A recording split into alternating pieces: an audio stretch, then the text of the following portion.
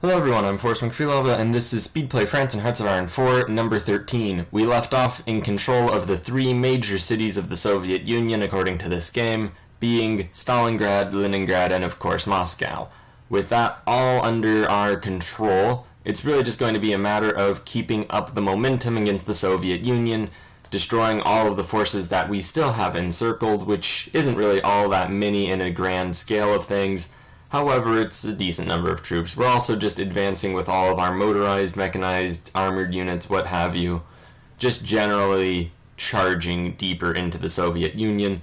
We're probably going to have to take really all of the major victory points before we get to the just massive dead zones of the Soviet Union before they will actually surrender.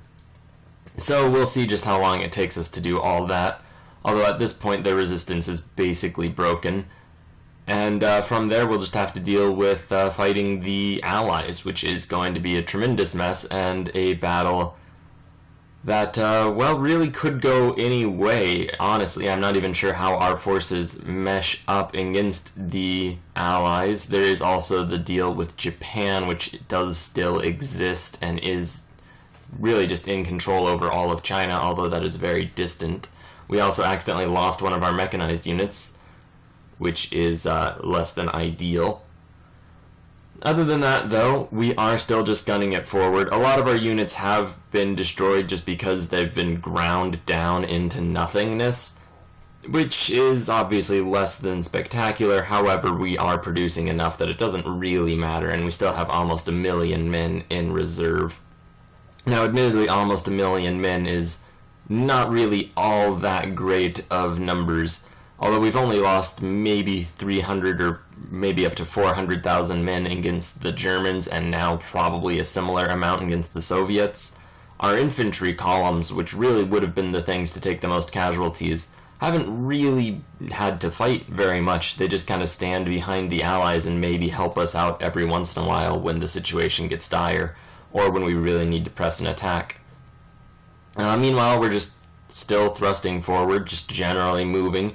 The overall thrust of our forces is still towards the southern Soviet Union, where we're trying to cut off the Caucasus region.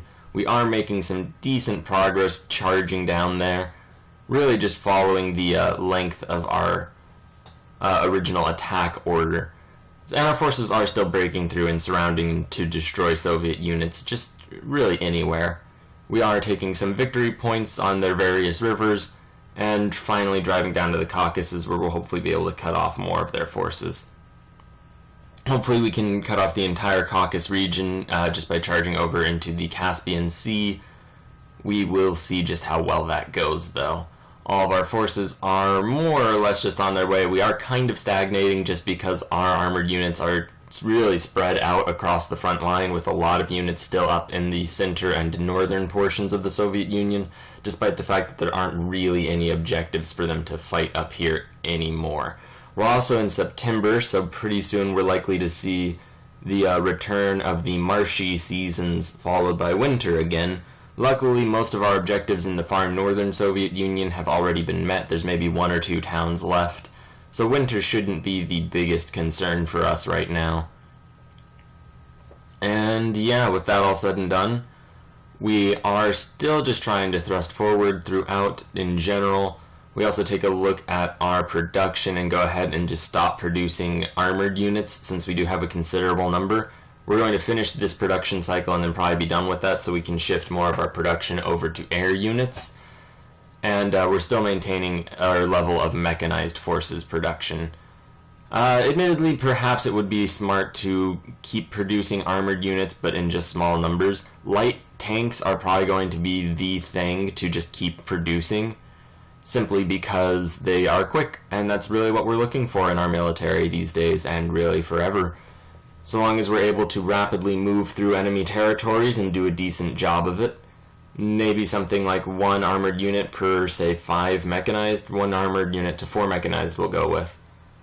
And just give little, small-scale spearhead thrusts with mechanized to just surround and maintain things. Probably armies of maybe 5 to 10 divisions. I'm not really sure, but we're really piecing together the forces that are going to have to conquer the backwaters of the entire world. Until then, though, we are still fighting in the more or less backwater-ish areas of the Soviet Union, just thrusting forward wherever. Soviet resistance at this point is pretty much a non-issue. The main concern is that they're just kind of slowing us down on the road to the various deep Soviet cities that we need to go thrust to actually get them to capitulate. But at this point, we're just giving large orders to a lot of forces, like in the Caucasus and up here, just charging over to the victory points and really just hoping for the best. It might put our units a little bit out of position. However, there's just so many troops attacking the Soviets right now that I really don't imagine they're going to be that much of a threat, or that we'll lose very many units in these attacks. Now, it is definitely possible that we will lose some amount of units, although at this point, I'm not sure when exactly the game draws to a close. I know some technologies lead all the way up into 1950, although at this point I'm really looking forward to just turning our guns against the Allies, going ahead and just carving our own path in the world, and really just becoming the only state left. So at this point we are moving through just most places. You'll notice Soviet resistance really is just collapsing. The infantry really didn't do very much for us in this war, although the Allied infantry really did hold on. It will be interesting to see when we do fight the Allies if our overall lack of infantry comes to hinder us, since infantry really does do a very important role of just holding a front line stationary while all of our mobile units go around it. So when we conquer the Soviet Union, honestly, we're probably not going to defend anything past the Urals, and maybe just station a good portion of our infantry.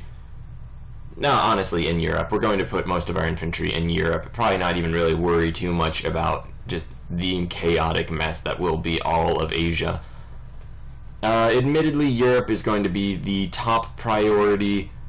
Beyond that, and here you see we're taking these final Soviet victory points, hopefully enough to just knock them out of the war. They are on a razor's edge for finally just giving up and capitulating. I'm not entirely sure what they're still fighting for at this point, just how far we're going to have to go, although, to be honest, that is exactly what I said about the German Reich, and they kept fighting for quite a while as well. Luckily, though, unfortunately, it looks like we lost that one city. Hopefully, once we take that back, we will be able to just win. But yeah, so the most important thing when we do fight the Allies is probably going to be to secure continental Europe. Once we have the European continent, and there we go, the game freezing means that the Soviet Union has capitulated. There we go, we have full control over basically all of that, which is pretty nice. There's still 2 Comintern members left. However, at this point, we're just going to send those forces. We ended up losing 5 armored and mechanized units in that final push. At least that's how many I counted.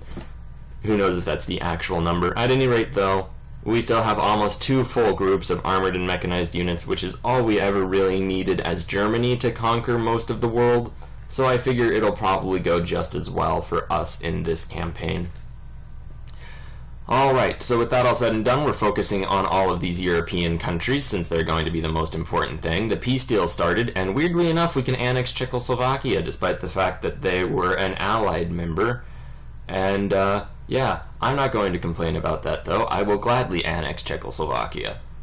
That is really one of the things I was concerned about. Yugoslavia also apparently exists again now, which is a little upsetting. I'm pretty sure that we had controlled Yugoslavian territory this whole time. At any rate, though, we're just starting to carve out all of these areas. Unfortunately, they did make a Russian Federation puppet state, which is just going to be a bunch of ugly blotches across the world.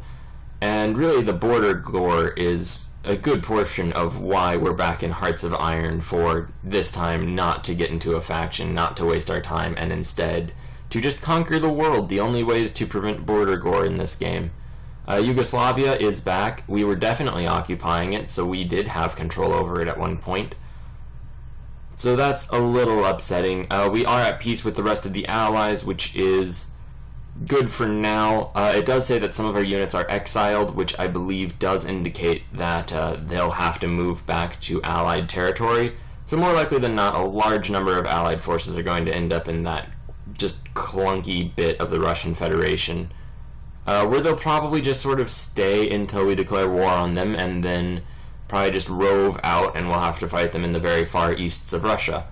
So before we do that, we're going to get everybody in place to just defeat all of these Allied states in continental Europe. Germany broke the Molotov-Ribbentrop Pact. All that means is that they declared war on the Russian Federation, and it doesn't quite account for any of that, I believe. So yeah, main thing, destruction of Allied forces on continental Europe. We go ahead and upgrade those Air Force bases, although I don't even know if we have enough Air Forces to make that a necessity. And we're going to try to make a concerted push to just knock the United Kingdom out of the war with more or less a surprise invasion. Hopefully the majority of their naval forces are going to be in the Pacific to defend against the Japanese and really just bring them down to, well, just out of existence mainly. Now Yugoslavia, since they just spawned back into reality, and the Russian Federation, which just got started, I doubt we'll have very many troops.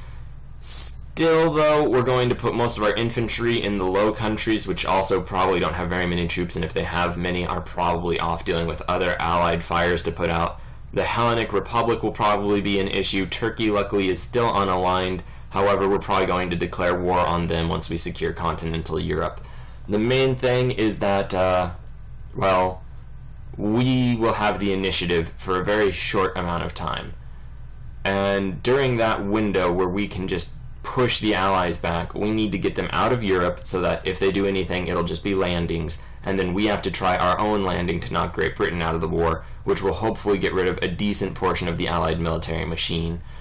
At that point, the Russian line is almost certainly going to start collapsing. Africa will almost certainly start collapsing, and we're probably just going to ignore that for the initial phases. We might go after the United States, just launch a strike directly at them, and hopefully just knock all the major Allied forces out of the war, and then from there focus on Africa, Southern Asia, the Middle East, and all that. I'm not entirely sure at this point. Thank you very much for watching, though. We're going to figure it out next time. Have a great day.